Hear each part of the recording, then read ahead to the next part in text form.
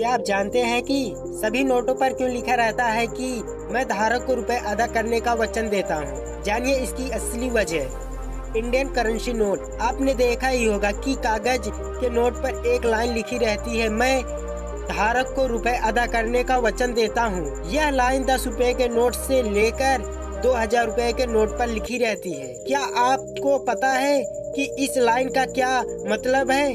अगर नोट पर यह लाइन न लिखी हो तो क्या होगा? इन सभी नोटों को भारतीय रिजर्व बैंक RBI छापता है। सरकार द्वारा भारतीय रिजर्व बैंक को यह जिम्मेदारी दी गई है कि नोटों की छपाई और जारी करने का काम करे।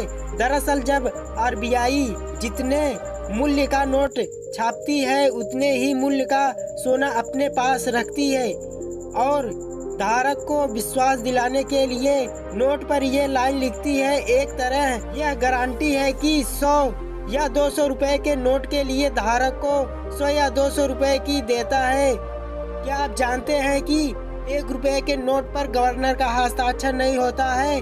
हमारे देश में 1 रुपए से लेकर 2000 रुपए तक के नोट चलते हैं और 1 रुपए के नोट को छोड़कर और सभी नोटों पर RBI के गवर्नर पर इन सभी मूल्यों की जिम्मेदारी होती है। वहीं 1 रुपए के नोट पर भारत का वित्त सचिव हस्ताक्षर करता है। क्या आप जानते हैं कि नोटों पर क्यों बनाई जाती है तिरछी लाइन?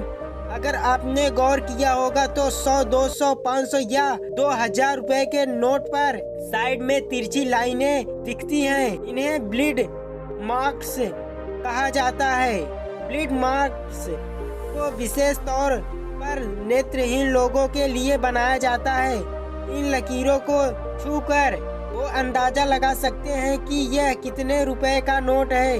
इसीलिए 100, 200, 500 और 2000 के नोटों पर अलग अलग संख्या में लकीरें बनाई जाती हैं। दोस्तों, क्या आपको इससे पहले नोट के बारे में पता था? नहीं पता था तो हमें कमेंट करके जरूर बताइएगा। और अभी तक चैनल को सब्सक्राइब नहीं किया तो चैनल को सब्सक्राइब करके वीडियो को लाइक जरूर करें।